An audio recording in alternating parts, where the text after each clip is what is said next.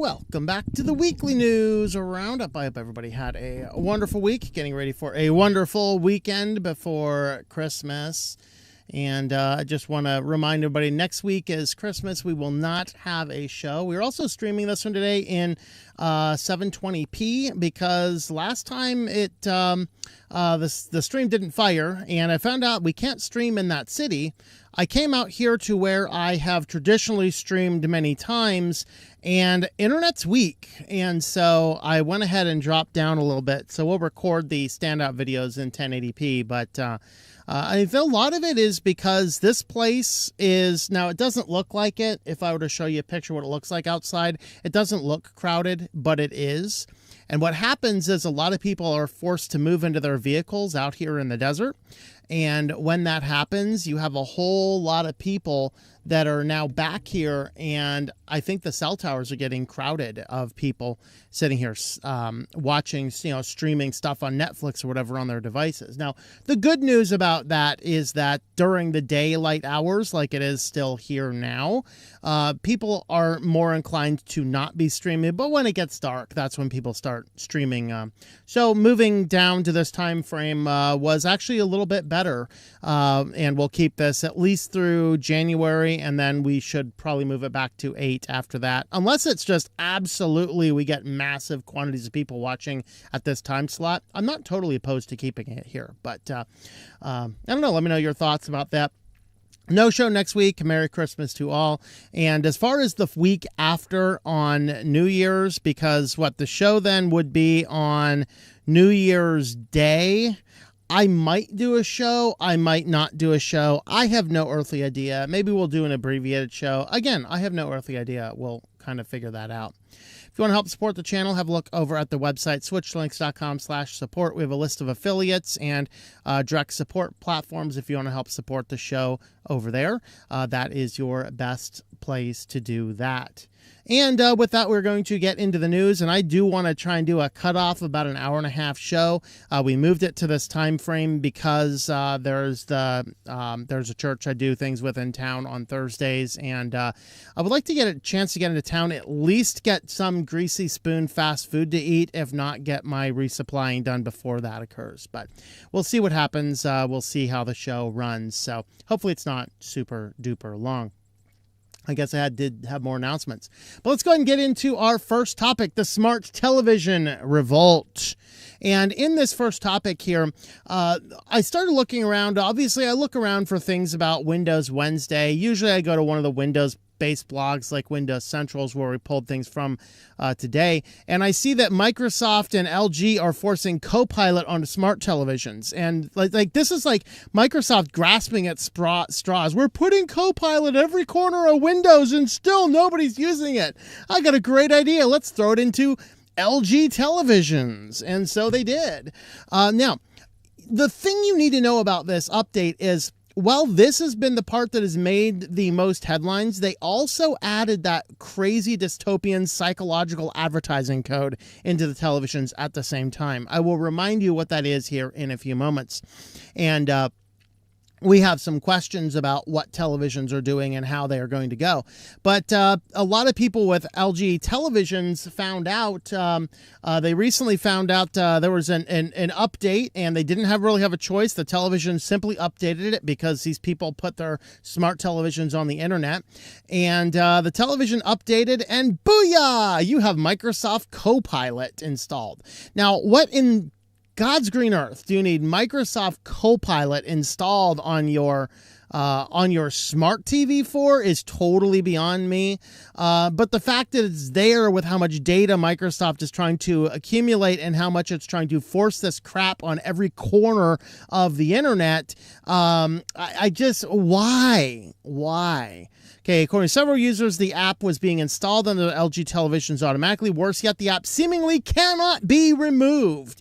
You cannot remove it from there either. I guess if there's enough revolt, maybe they'll be able to remove it. I mean, you got to think like U2 album level of critical feedback that Apple received when they forced that crappy bands. No offense if you like that band, but I don't.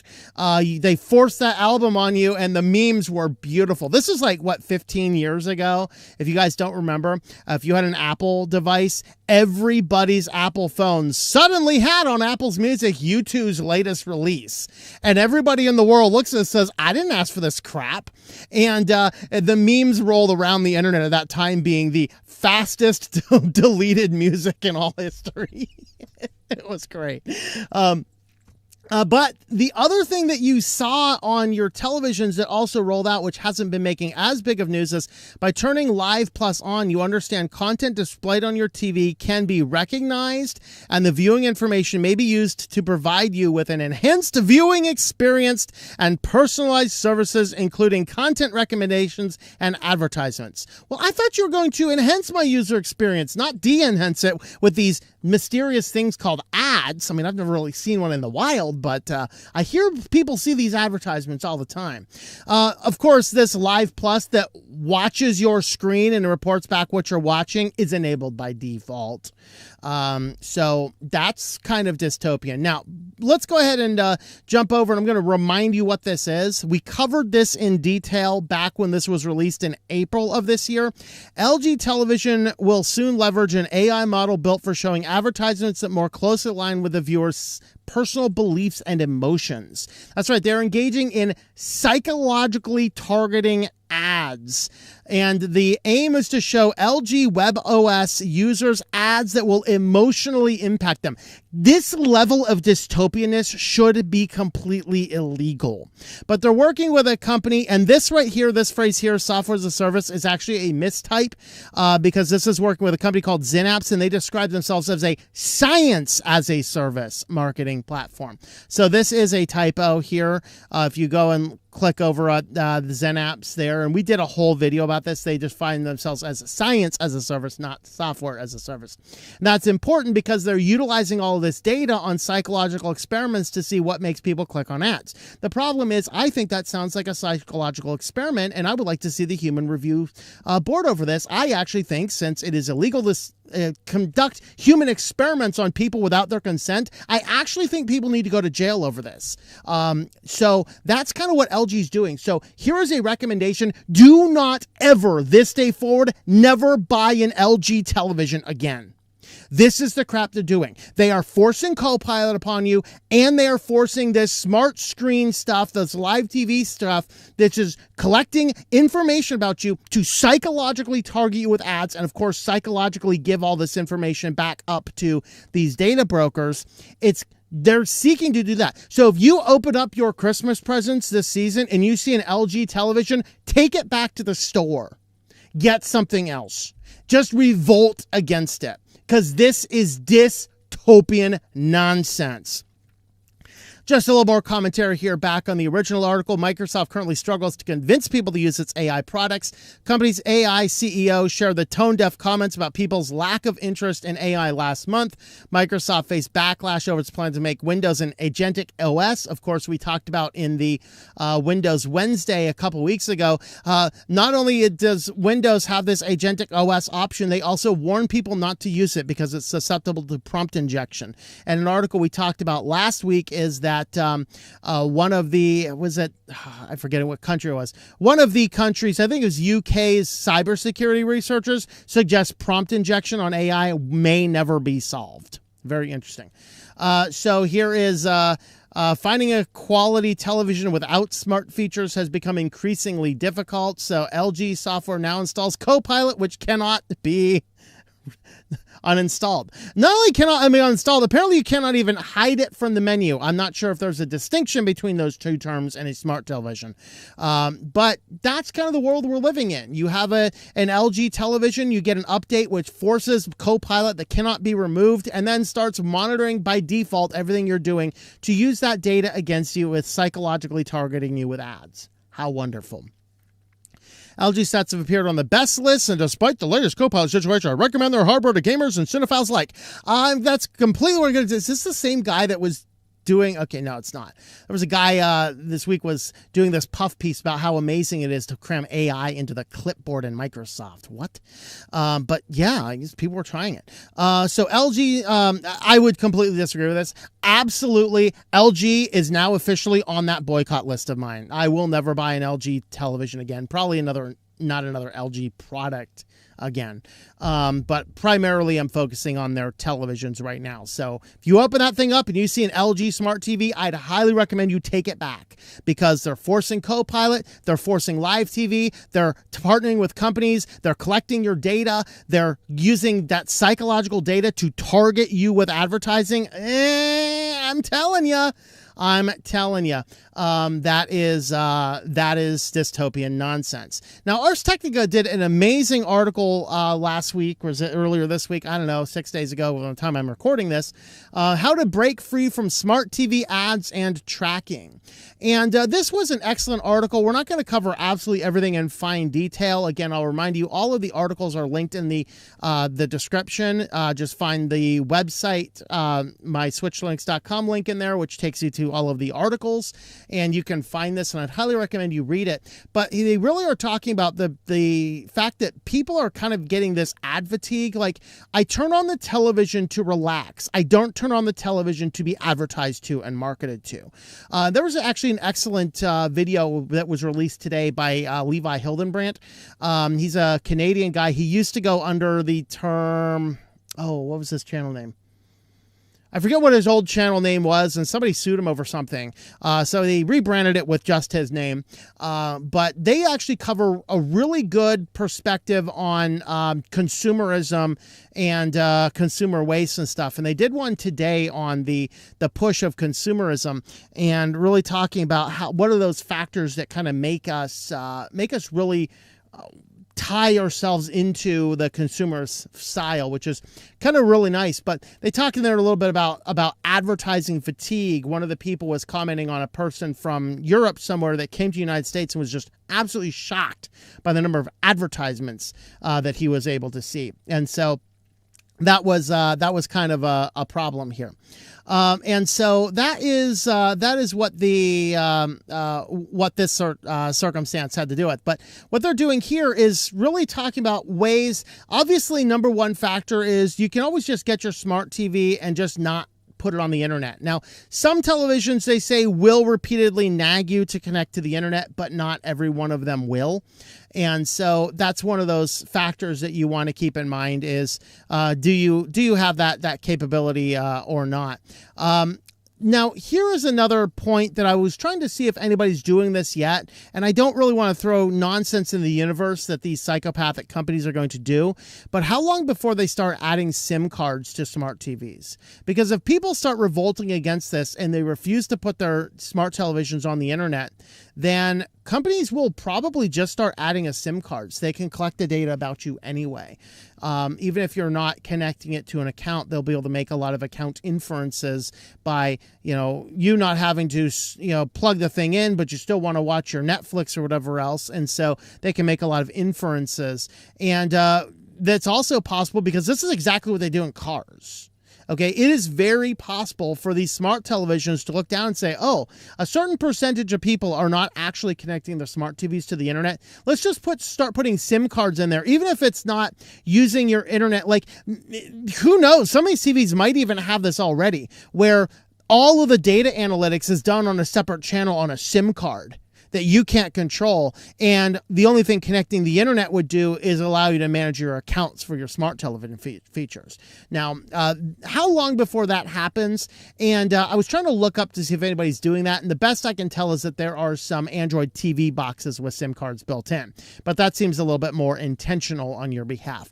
So haven't seen that yet. Sorry to throw that in the universe, but I'm sure that's already been in the boardrooms of people going, we keep on selling these smart TVs at a loss to get all of the data, but people aren't connecting them to the internet, sir. Let's just put SIM cards in. Guarantee it's on the background, and when a certain percentage of televisions sell that aren't reporting data back, I promise they're probably going to do that.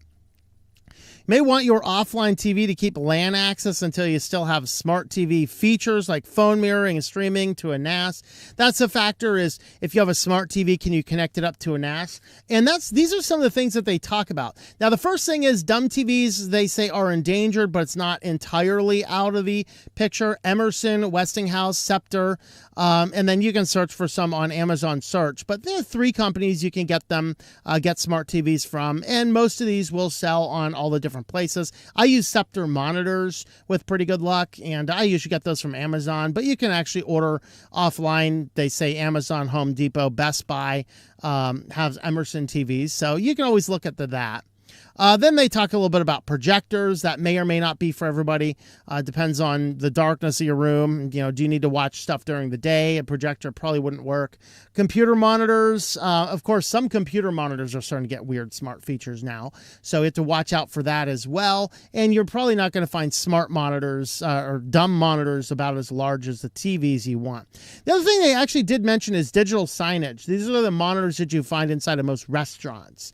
Apparently, you can still buy these, and they're really designed to run all the time, so they're actually probably not bad. They will have some software, but it's not the same type of consumer analytics software that you would find on things.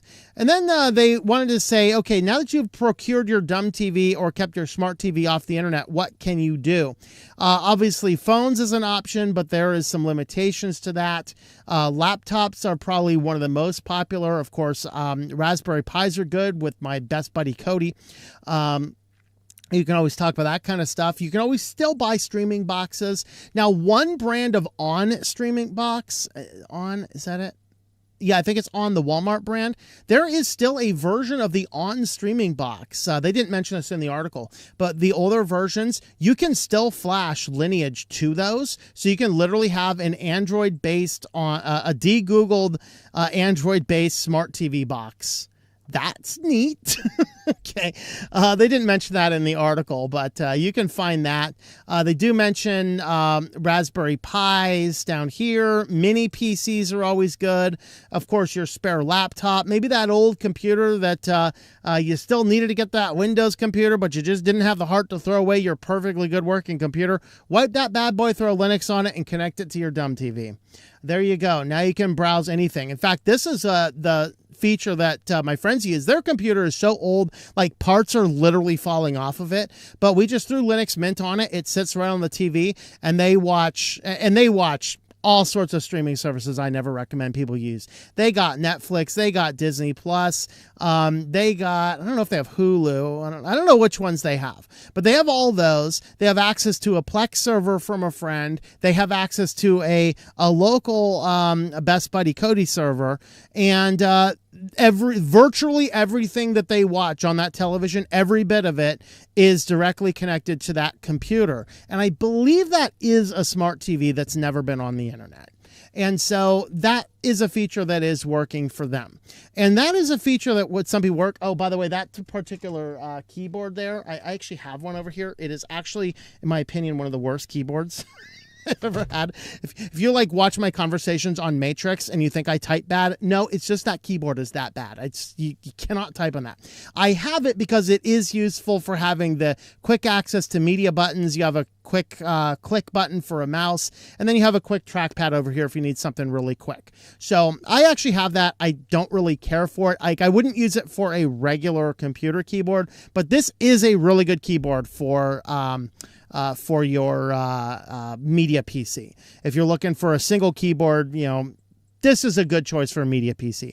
I hate it for most other things, but for media PC, it's good. Oh, these are good too. I do have that's behind the monitors. I do have one of these. These are really small, like a little handheld keyboard. These are also awesome keyboards. And actually mine also has a mouse on that one.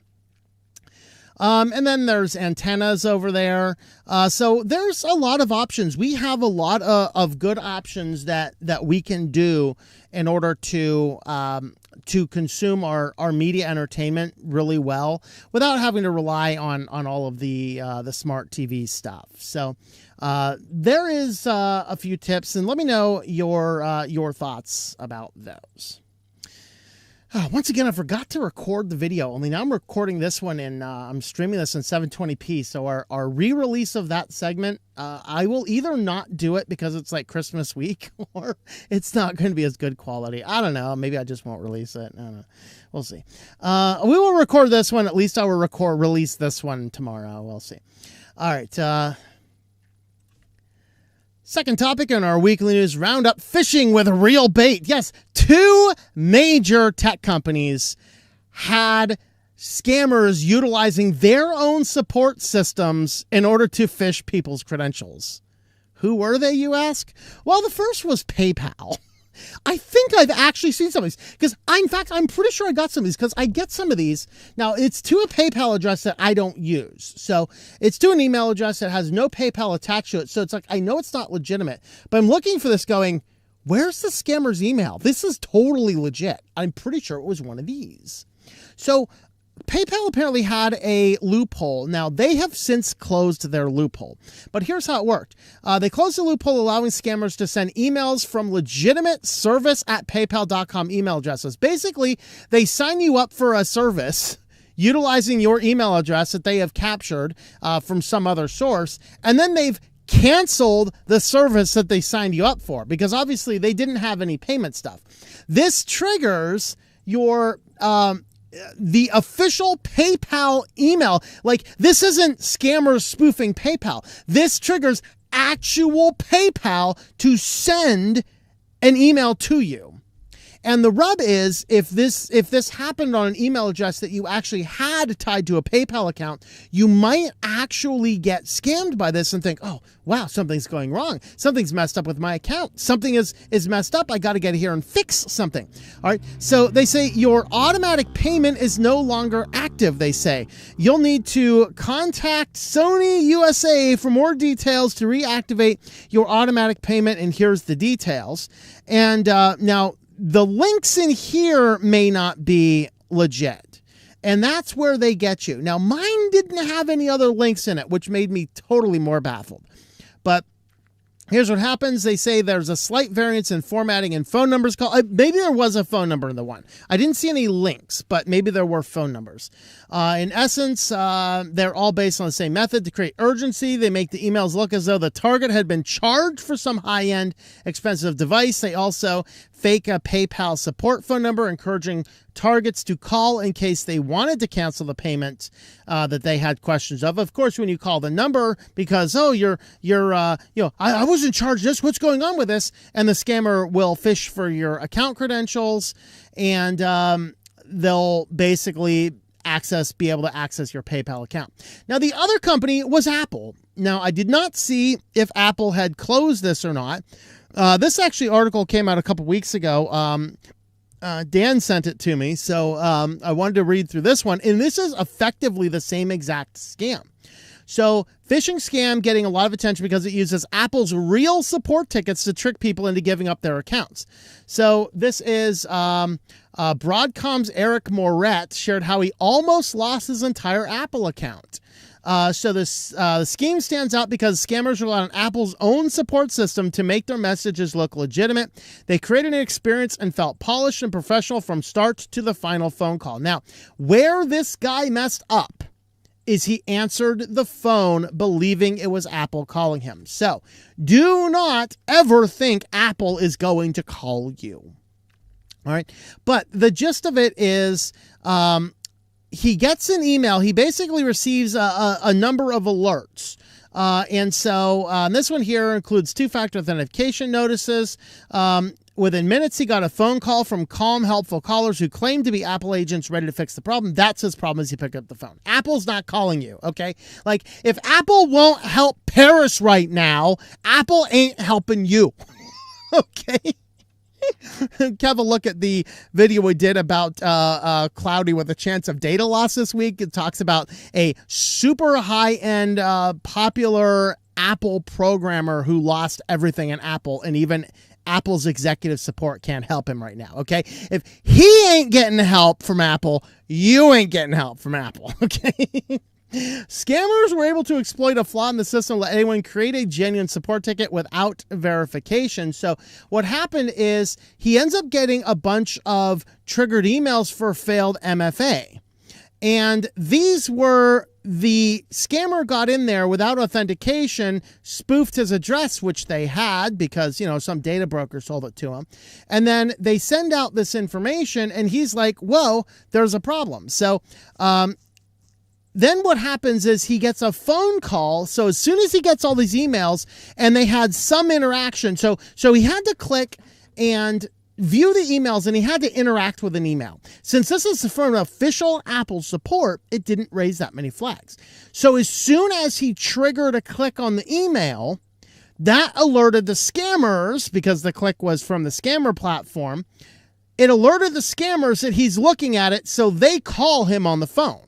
Wow, Apple just calls me. Let's get this resolved. Took him to a fake site, appeal.apple.com, page looked official, claims his account was being secured. Then it told him to enter the 6-digit code sent by text to finish the process, and that's where the fake site captured his MFA code. So once they got into the MFA code, now he noticed one extra little thing, and that is a little Mac Mini that he does not own got signed into a Mac, and that's when he knew it was a scammer, and he changed the password again and locked out every other device. All right, so this is a guy that if he didn't pay attention to this tiny little detail, he'd have lost it all. But his real error was that he picked up the phone when a scammer called him on the phone. And so you have to be extraordinarily vigilant with all this. Now, I had received an email from a client that somebody they knew lost a bunch of crypto stuff because of what they believe was a legitimate trigger to change the password. Changed the password, logs into the account, and finds the entire crypto account is empty. Is this that same type of account? In other words, are other companies, other big companies being spoofed in this exact same way? Are all of these companies using the similar third-party back-end support portal, which is somehow compromised, and right now the only two we know about right now are PayPal and Apple, or is that something else? I don't know, and I don't have the fine details to understand, so I gave her some general information to look for, but I didn't actually receive, like, I don't know, did the person click an email to change the password, or did that person log into the account directly? I don't know if that person had a separate phone conversation. I just don't know any of the details. I was only just told, got an email to change the password on a crypto account. He changed the password on the crypto account and lost all the cryptocurrency. That's the only details I had, and I didn't pry for a ton more.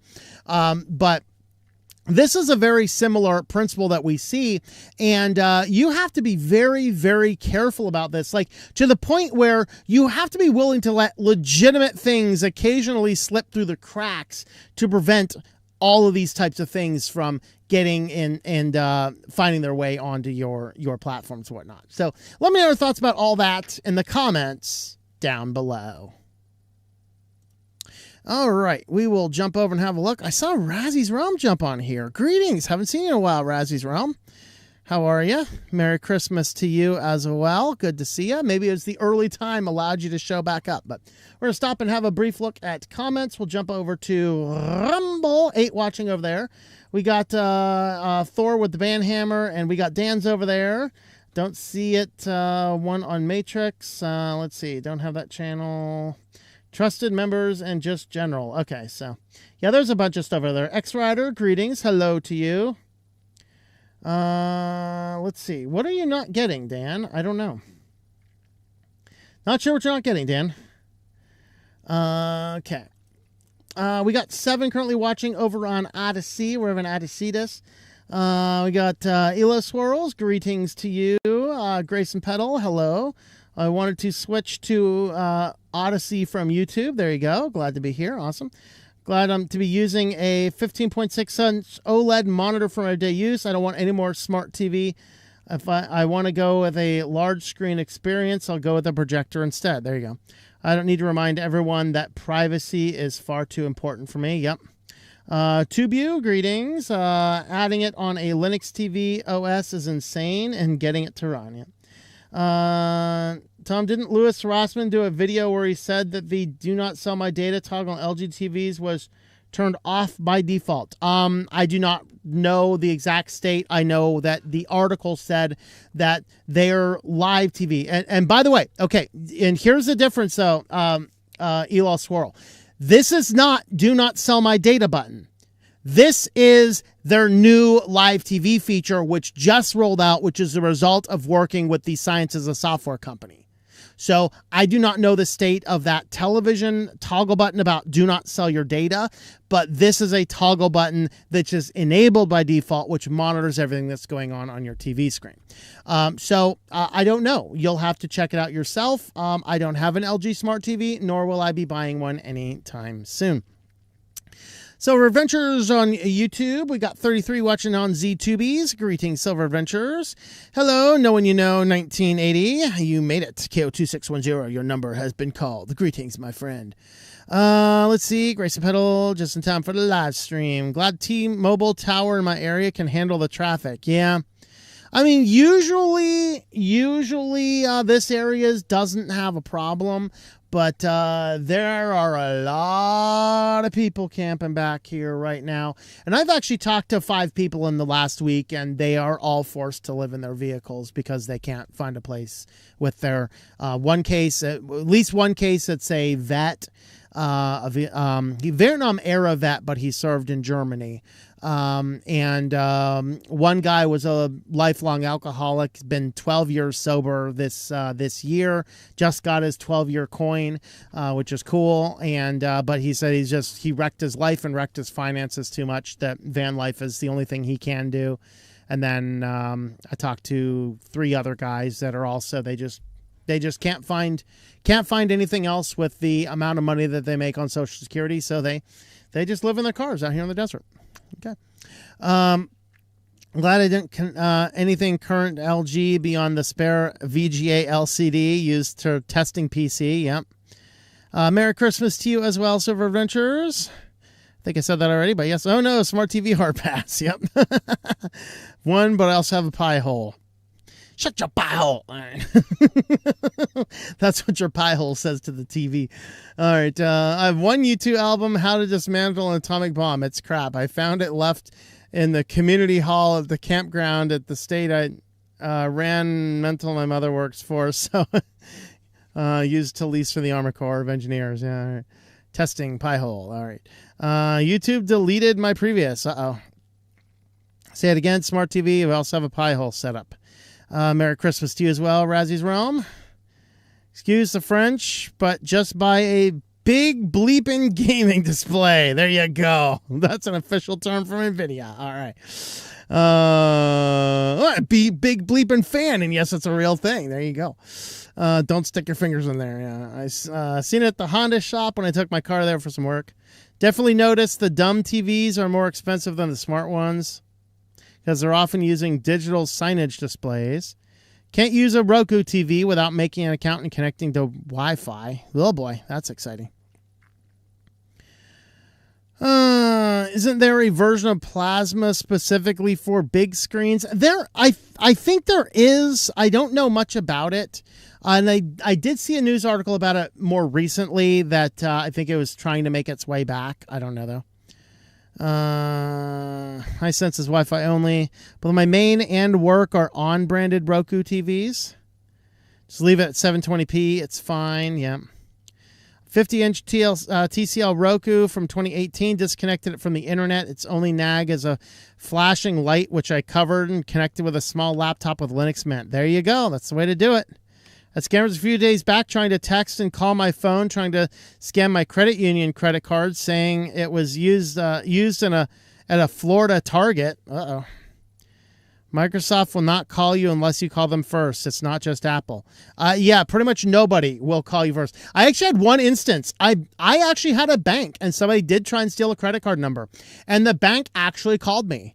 And of course, because I'm overly cautious, I said, I will call you back. And I hung up the phone and I got out the card and I called the number on the back of the card, and it was actually the bank was legitimately calling me, believe it or not. So there's that. You always have that as an option. All right. All right, let's go ahead and jump on over into Quick Lines. First up in Quick Lines, we have a little bit of Linux news. 2 Ubuntu flavors will not be LTSs this year. The third one is not on the list, but it's projected to be an LTS. We did, I don't remember if we talked about it or not, but Ubuntu Unity, there were only 2 developers working on Ubuntu Unity. One of them is just absolutely busy with schoolwork, and the other one had some family issues. And so they're basically like, yeah, we can't help support it. So Ubuntu Unity will not release an LTS. Ubuntu Mate was an odd one. Now, they actually said that they lost some main contributors, and because of that, they just cannot support an LTS right now. So Ubuntu Mate and Ubuntu Unity will not be LTSs in the next release cycle. Kubuntu is also not on the list, but it is expected to be an LTS. They just didn't respond to comment.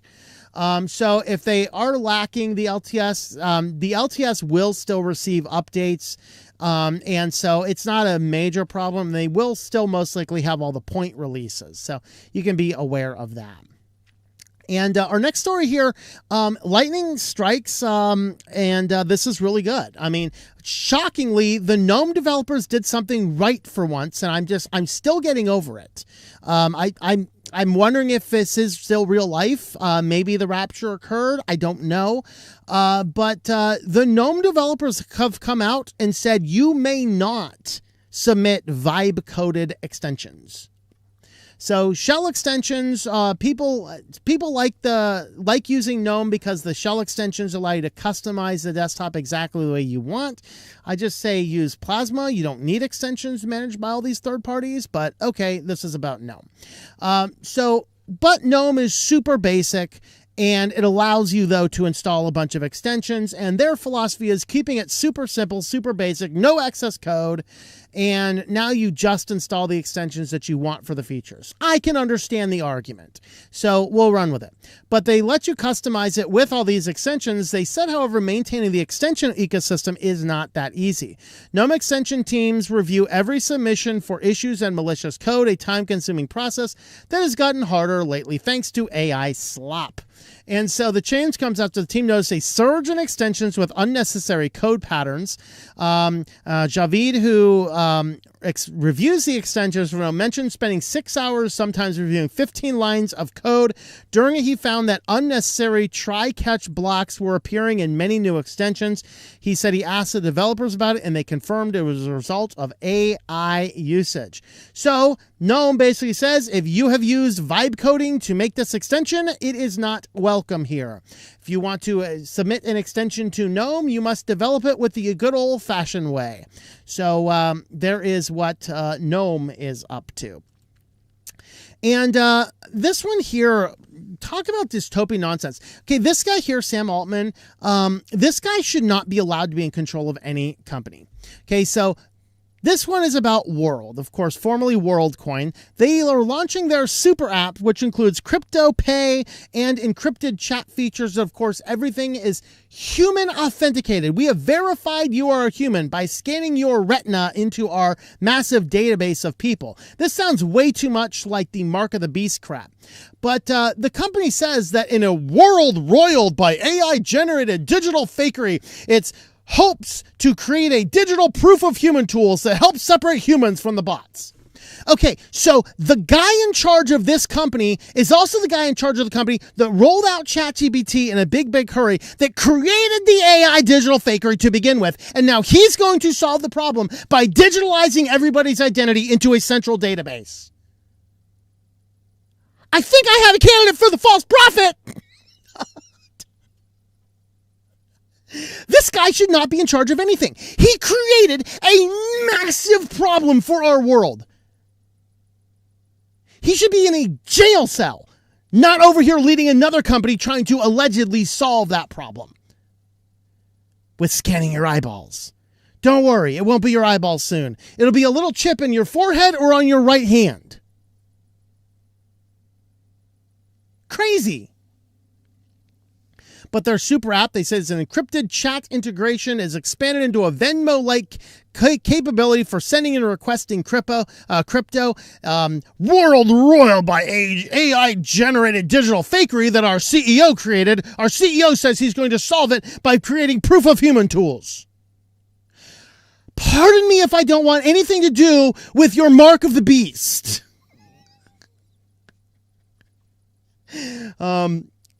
Altman and his co-founder, look at this. Is this the false prophet and the Antichrist himself? I mean, I don't know. I'm not saying Alex Bliana is an Antichrist. I don't know about anything about that guy. But, you know, developers have termed, the developers have termed it a super app. So the concept for World grew out of conversations he and Blana had about the need to create a new kind of economic model. I read about that in Revelation. What's that, chapter 12, I think?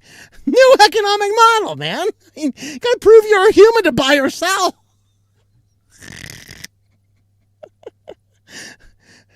We're going to accomplish Web3 principles by creating a verification network. It's really hard to both uniquely identify people and do things in a privacy-preserving way. Yep.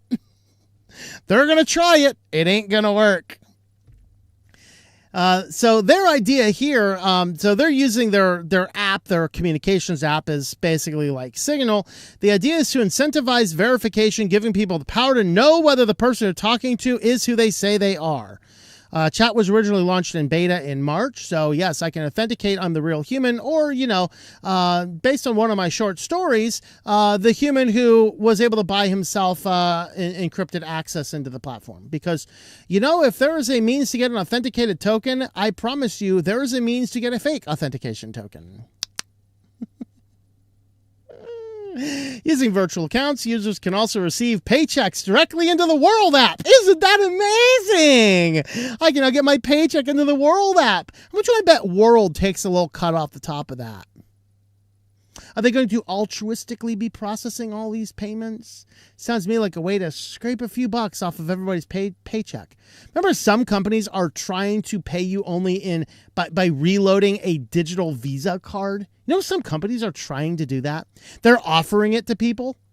I think right now the law stands they can't mandate it, but they can offer it. But of course, they get good discounts for pushing people onto those networks, so they're effectively paying you less. I mean, this is dystopian. Like, this is company store level stuff.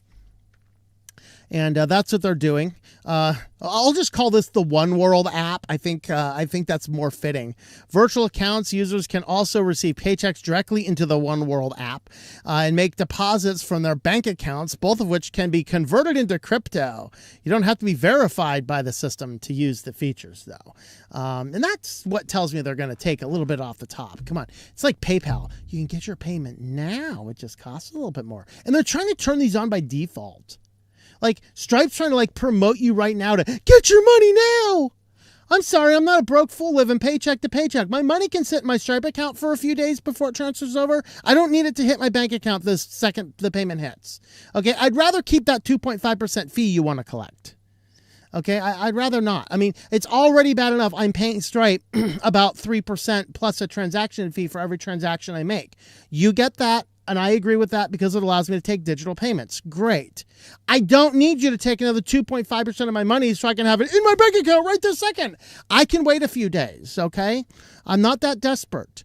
I might be broke. I might be desperate, but I'm not dumb in the middle of it, you know? Let's see. We keep on hearing from people they wanted a more social New World app. Who are they talking to?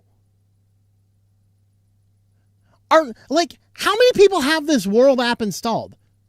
Are they talking to their, like, 15 test subjects that they paid to give them a positive response? I don't know. So, of course, they're talking about World here. Displays a unique authentication process. Interested humans can get their eyes scanned at one of the company's offices where the orb, a large verification device, converts the person's iris into a unique and encrypted digital code. That code, verified One World ID, can be used by the person who interact in the world's ecosystem of services available through the app.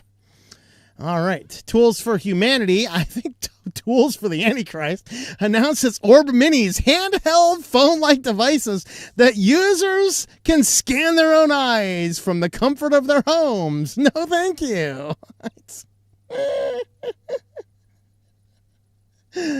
Oh, dear. Well, do you ever use one of these photo booths? Did you know that some of these photo booths send your photos to the cloud? Yeah.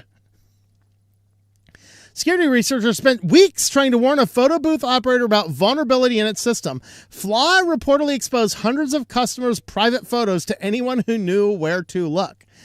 So this is the researcher's name is it Zeker? He said the booth operated by the company Hamma Film allowed anyone to download a customer photo videos without logging in. So you go into the booth, you snap a picture of it. Of course, it can print it out, but you can also upload it to the website for retrieval later. The problem is those photos were all uploaded with just on a easily guessable server with no encryption. So all you had to do is go up into that little server. You just had to jump up into that little server, and you could just go ahead and look at what's up there and just grab all the photos that you want. So according to TechCrunch, that reviews the analyst's website suffered a well-known, extremely basic security flaw.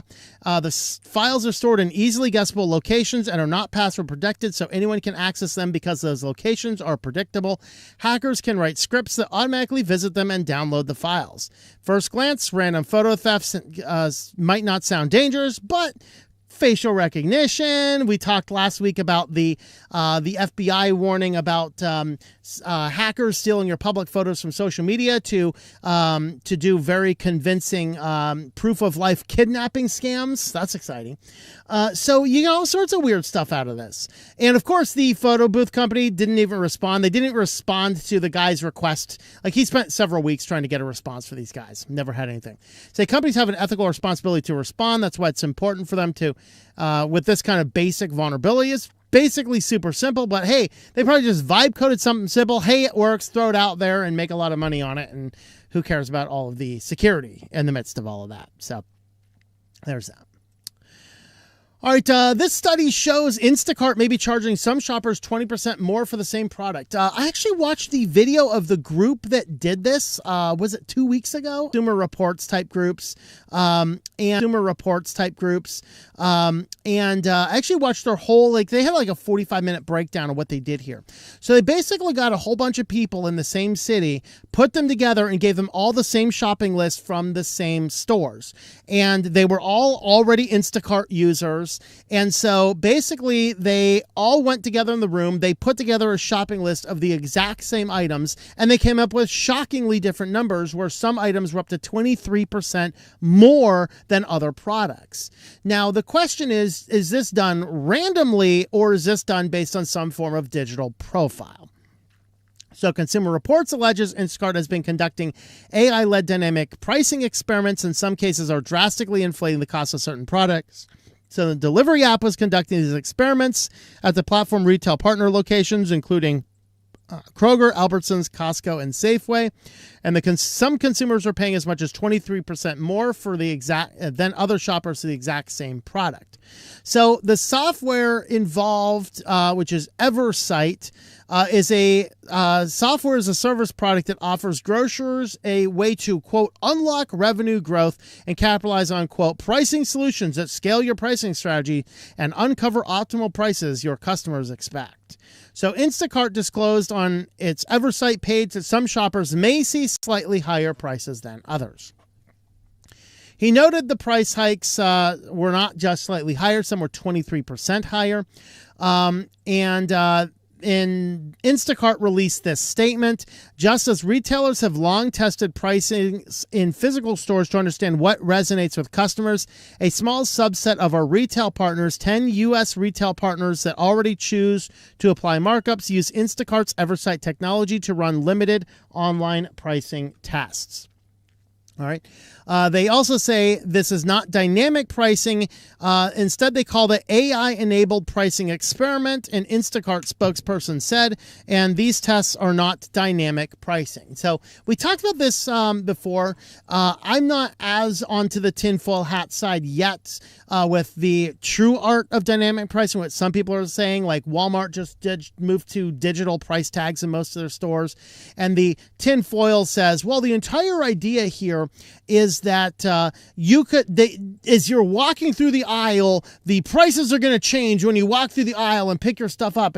I'm sorry, that is not happening. People who say that's happening, provide your evidence, please. Now, do they have the capability of doing that? I honestly don't think we have it in the instantaneous processing power. I don't think we have that yet.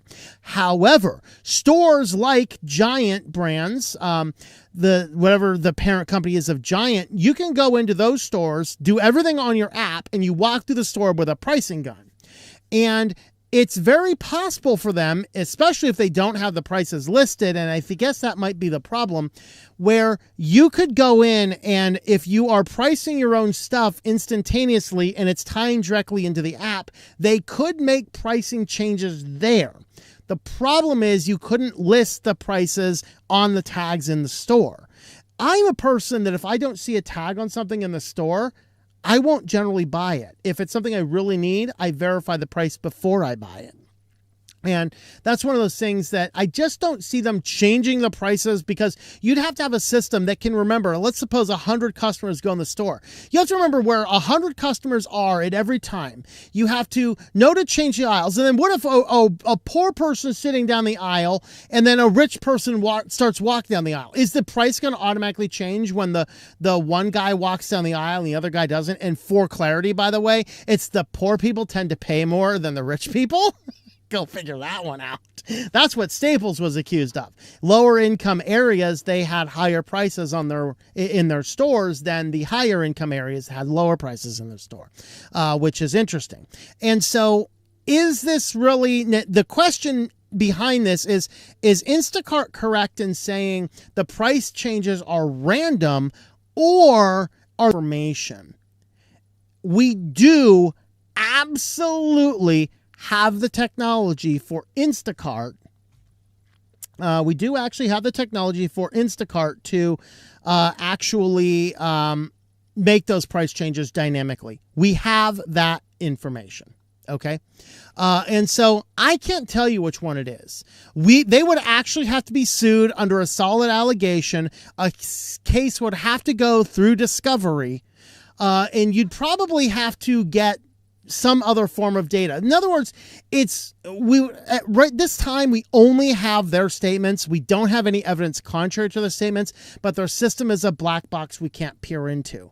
And so unless there's some court case with some form of discovery, we are stuck believing them. This is why I will tell you, do not use Instacart, nor should you be using self-pricing guns inside of those stores, nor should you be doing any form of online purchasing. You should go to the physical store, unless you absolutely know for a given fact, like Best Buy, many products, if you buy it online for pickup in the store, it could be cheaper, but they make that very clearly known. And it's not necessarily, I don't think they're going to give you, they could doing that. I don't know. But that was crazy. Yes, people in the comments, yes, we did have an internet hiccup. But it resolved itself in a very quick moment. All right, next one. Google ads are funneling Mac users to a poisoned AI chats that spread the Amos infostealer. What? Yeah. We have now combined prompt injection with malvertising. It's getting better.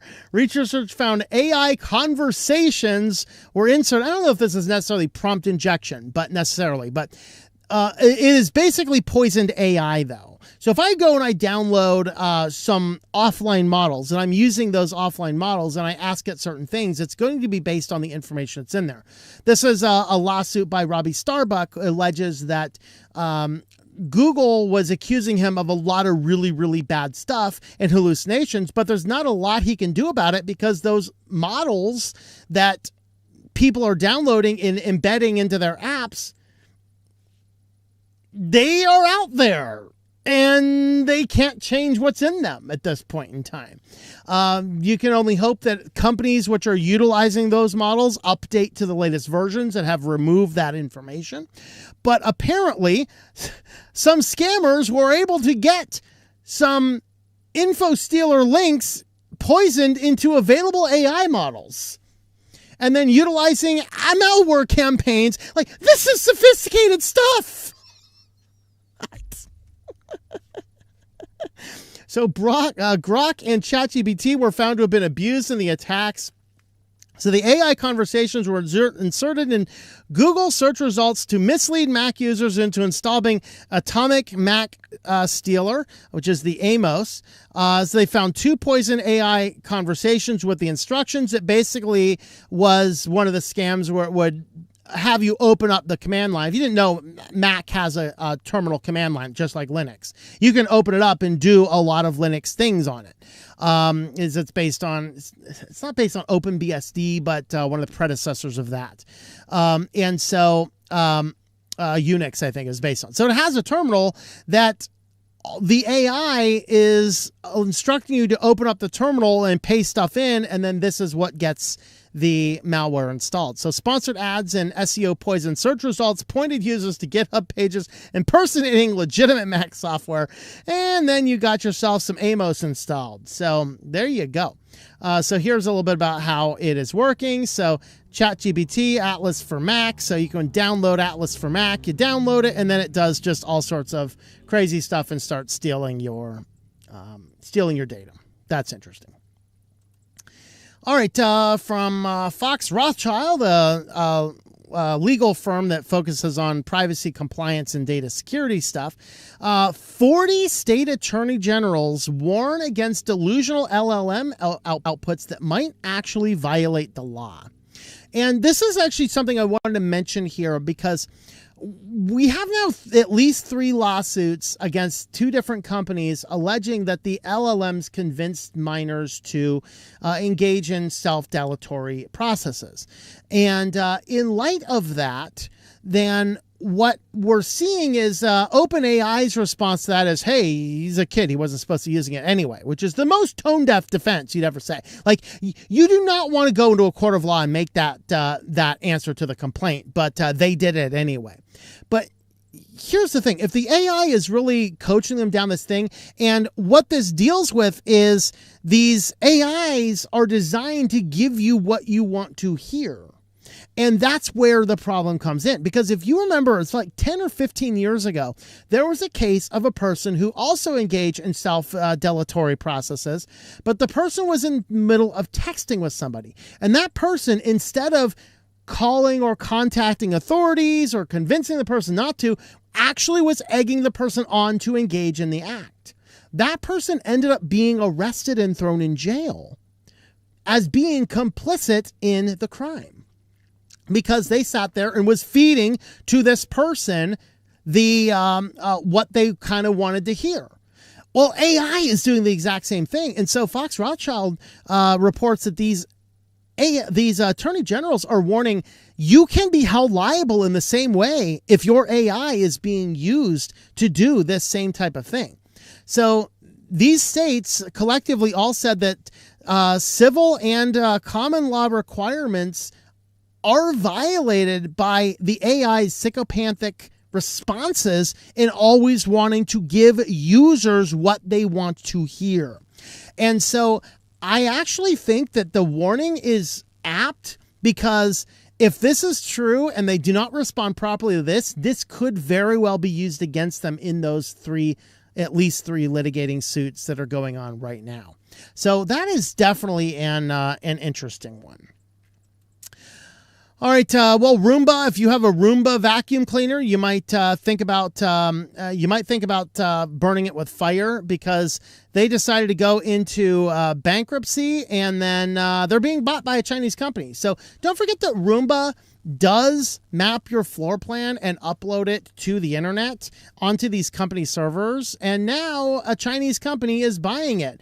Now, Chinese company, which of course being a Chinese company has to hand over data to the CCP when they want it. Now they have access to floor plans for tons and tons and tons and tons of American houses.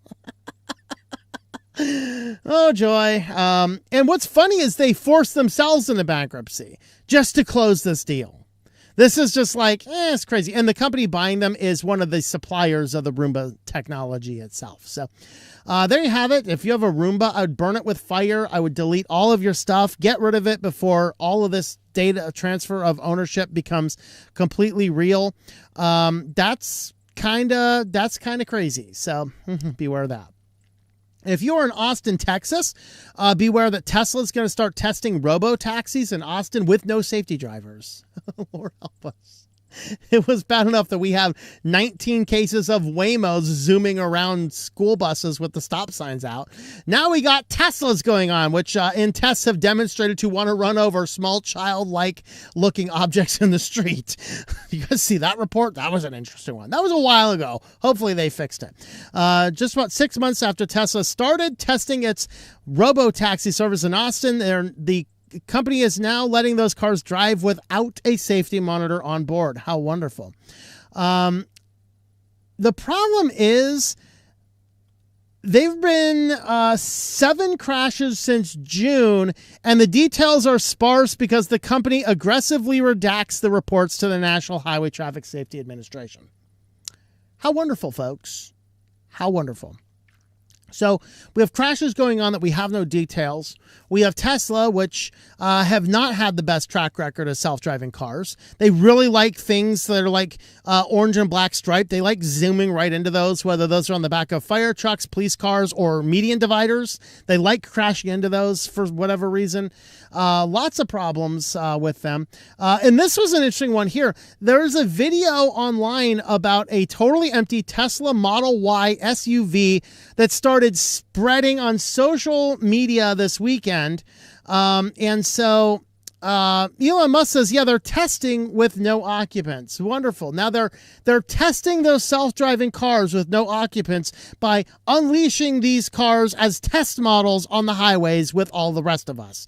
I'm sorry. I just don't think that these Tesla cars or any other self-driving cars should be roaming around using the rest of us as their experimentation until we have very solid answers. If one of those Teslas crashes into me, is Tesla going to completely pay to repair everything as fast as humanly possible? I mean, I don't want to be stuck living in Austin, Texas while I have a van getting repaired because some self-driving Tesla decided to ram into me. What is this nonsense? So he has claimed here that Tesla will operate its own fleet of robo-taxis. And he said in July that he believes his fleet would cover half the population of the U.S. by the end of this year. Lord help us all. All right. Musk has also talked a lot about the years about allowing Tesla owners to add their own personal cars to the company's robotaxi fleet. Yeah, count me out for that one too. I don't really want to drive around in someone else's car, nor would, if I owned a Tesla, I would not want my Tesla to be going out and giving perfect strangers a ride in my car. Like cars, guys, like our cars are fairly personal, right? We keep a lot of weird, inexplicable stuff in our cars. I just don't really need the strangers doing that. All right. We had to include a political story. I threw it at the very end of the quick lines, just in case anybody's getting triggered by politics. But this is an interesting case here where I agree with the spirit of what they're trying to do here, but the way they're going about it is the most retarded, brain-dead nonsense I've ever heard in my life. All right. So the U.S. digital doxing of H-1B applicants is a massive privacy misstep. Yeah. So this is, of course, the H-1B visa program is come under scrutiny. In some instances, they said they want to jack up the prices a whole lot. The reason for this is because some companies have been laying off American workers and bringing in H-1B visas, claiming they can't find real Americans to do the work, where in reality they're bringing in laborers who will work for a fraction of the cost as the skilled American laborers are. We have to stop that program, okay? But at the same time, some people are coming in on these H-1B visas and actually causing some serious problem. And so you kind of want to know a lot more about these people. And so what they wanted to do is, starting December 15th, skilled workers and their families must flip their social media profiles to public before the interviews. This is stupid. Okay. Now, I completely understand. If you are a citizen of another country and you want to come here and work, I think you should be scrutinized with the utmost, which means I think you and your whole family should come in and sit with somebody, and you should be forced to sign into your account so that those people can see everything you're doing. They can see your DMs. They can see your social media stuff. They can see everything you're doing. They can see everything there is about the account. And if you don't like that, you can just stay in your own country. Welcome to the USA. Okay. But flipping them to public is utter nonsense, because you will be exposing them to far more information, to data brokers, to other companies, to competitors, all sorts of things in ways that don't need to be, especially since some people actually safely somehow manage their social media accounts and keep everything directly into family. And if you want to engage in spicy memes with your close family and friends, more power to you, buddy. And you don't want those leaking out of the internet, and rightly so. Flipping their profiles and everything they're doing to full public is utter nonsense. This is one of the most brain-dead things I've seen this administration do. All right? And, but I do agree with the need to look through it all. That's why I think it'd be way better if they have to come in and consent to logging into all their social media accounts and allowing them all to be reviewed, including all your DMs. And if you don't want to, that's a privacy violation. Stay in your own country then. Okay. Now, having an American citizen forced to do that, yeah, we have serious constitutional problems with that. But remember, foreigners coming into our country are not protected by our Constitution. So I'm not going to get into all the rest of that because that's crazy enough as it is. So there is our quick lines for the day. And we do have a couple of Sillyville articles. So let's go ahead and chat about these ones. The first one, talking about self-driving cars. Here is a passenger gives birth in a Waymo self-driving taxi on the way to the hospital. This, if you need a reason to not have self-driving taxis, this is the reason. How many fun stories are there about a woman going into labor in the taxi and the taxi driver comes out and delivers the baby, and you got these heartwarming stories all over the internet about this. Now, I get it. You may not want a dirty, scrubby taxi driver delivering your baby. I get it. Not a good sanitary environment. Okay. But at least you have some form of human contact going on here, right? At some point in time, you got to be like, I don't know, you know? So of course the Waymo car, self-driving car, kind of sensed something that's going on and alerted the monitoring support team. So, you know, some dude in like some third world country, hello, how may we help you? We see something seems to be going on. Hey, I'm delivering a baby. Okay. Breathe tight. Your contractions are coming. We will alert 911, you know? And so, you know, now you get some third-party foreigner is involved in your delivery, and so, you know, she ended up delivering the baby, and I think they did actually get the lady and the newborn baby to the back of into the hospital within a few short minutes. And I'm just wondering, you know, you always hear these stories and they always name the baby at like the middle name after the taxi driver or something. Is this middle name of this baby going to be called Waymo? I mean, just, I don't know. All right. And this story here I have to cover because this is one that is an example of the facts in the case. The facts in the case just present themselves in such a way that both the people on the right and the people on the left both lose their ever-loving minds. And both of them have valid points, and both of them are complete morons. All right, so you might have seen this, but several states, it actually turns out, looking at this, 35 states. So this isn't just New York, ha ha ha, arrest the criminals and not these guys, blah, blah, blah, blah. You know, you hear that. This is 35 different states, a lot of different places, but New York wins the lawsuit against Hyundai and Kia for not making cars harder to steal. Of course, you got a picture of, is this one Letitia James? I think this is Letitia James. Whoa, look at that, you know. And so the thing here, they say, she says up here, we secured $9 million from Hyundai and Kia for failing to protect their cars from theft. Reckless decisions to forego basic anti-theft measures led to car thefts with deadly consequences. Now companies must take measures to protect their vehicles from theft. So what about the actual criminals? All right, so obviously not to be as right-leaning, and this is why I include it a lot, because it's very funny and it's very factual. All right, so she releases her thing here. Officers reached nationwide settlement with Kia and Hyundai that requires them to install ignition protection cylinders in their theft-prone vehicles for free. This will protect Kias and Hyundais from the kind of viral thefts we've had these past few years. And of course, here are the comments. So, still not going to do anything about the people stealing the cars, huh? How much money did you get from the car thieves? Stupidest woman alive. Only liberals would go after car companies for being too easy to steal and keep cutting car thieves' breaks for stealing them from the people. This will teach those cars a lesson. And how much do you secure reckless judges, GAs, and lawmakers who put countless obviously dangerous thugs back on the street only to have them kill, rape, and maim, and rob? Okay, now, here is one of these cases where we have to look at this, and I have to tell you, both the right and the left are 100% right. Both of you. So stop fighting over every little thing. I'm going to show you why. Let me show you why the people on the right are correct, okay? Here is a report from the New York Times. This is in 2023.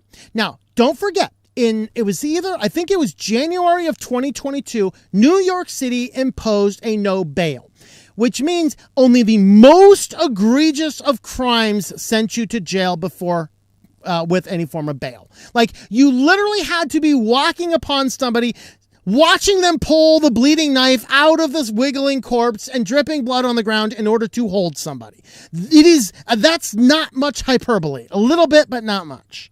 Okay, you have to commit such a violent, egregious crime to be held before your trial. They are letting people out of everything. So what this New York Times, by the way, is a very left-leaning organization. You got to remember that.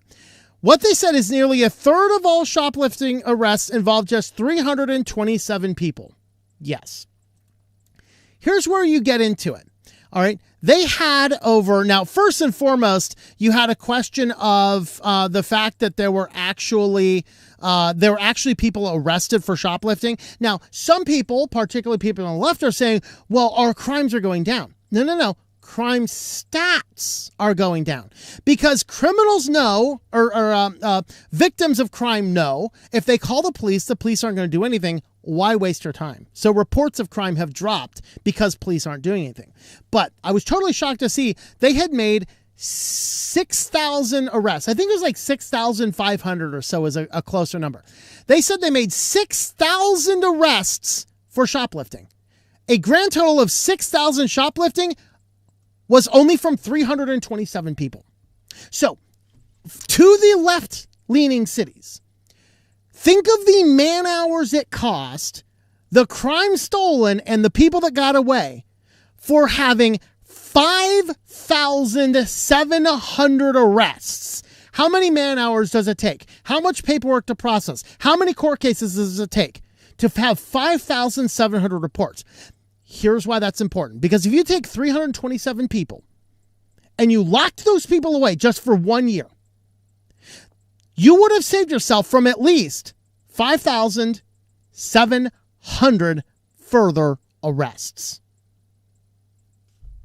You are wasting taxpayer funds by not keeping people in jail when they are arrested for arrestable crimes. All right. So this is why cities on the left have a reputation for not doing anything about crime.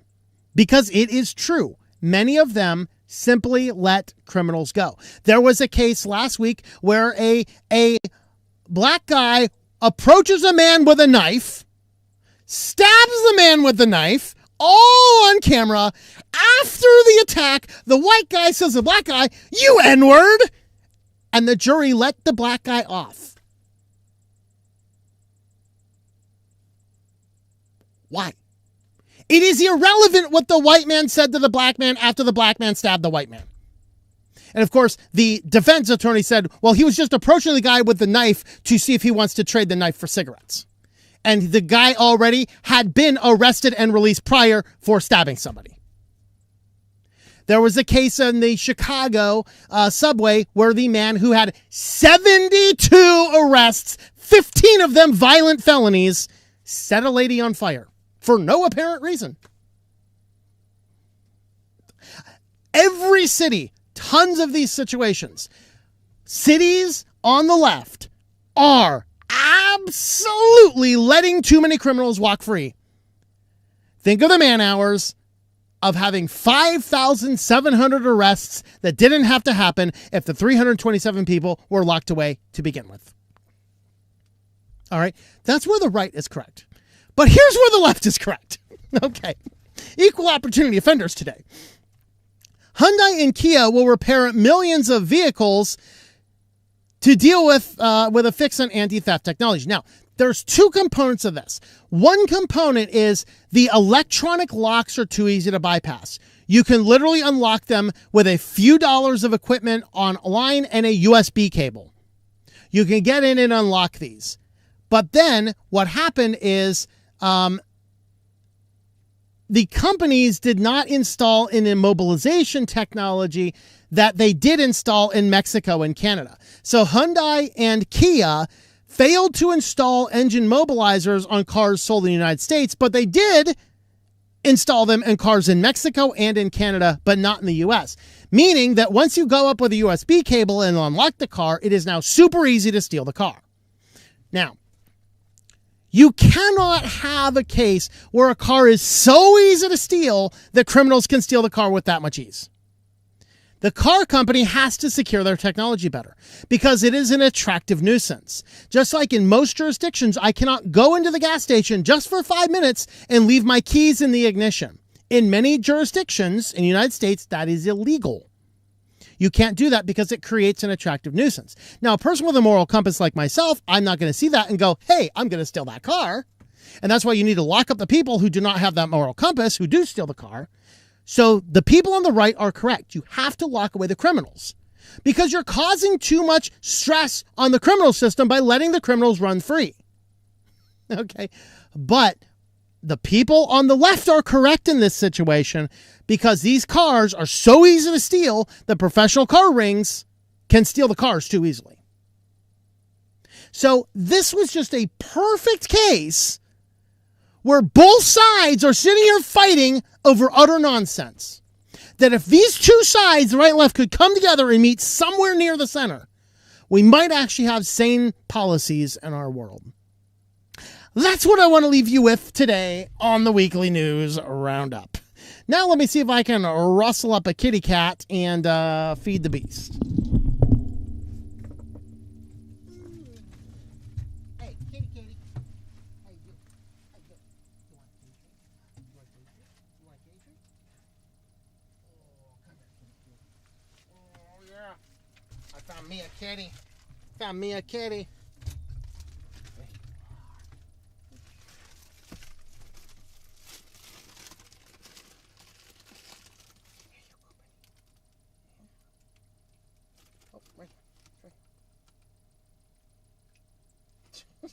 Dummy, it's right there.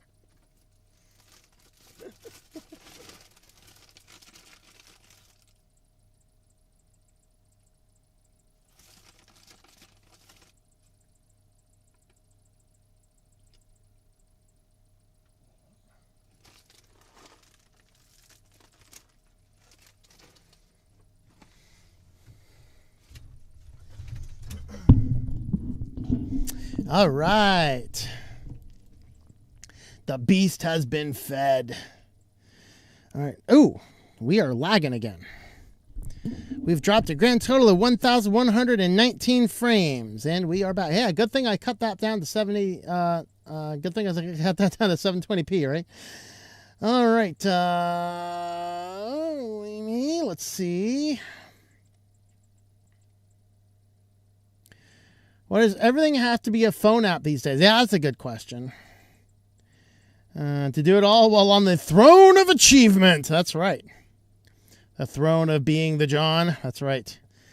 Tech board, greetings. Guess people will just have to record price tags with cameras to see if they change. Yeah, there you go.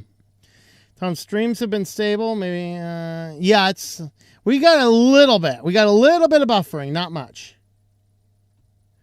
I can't wait to get back into a county that actually has functional internet, but that won't be for about another month. I'm here for a couple more weeks, and then I go down to another city that also has really bad signal as well. I was told actually by someone that lives in that area that they greatly improved the cell towers, but I'll see when I get there.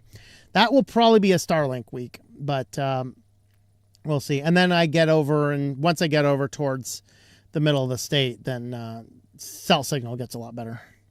Has NHTS even accept redacted reports? You'd think the agency would stop. Yes. You'd think they'd be like, no, I don't think you're allowed. I think you have to suspend your robo-taxi until we get the unredacted reports. That seems to be a little bit more appropriate. Yes. All right. Let's see what we got.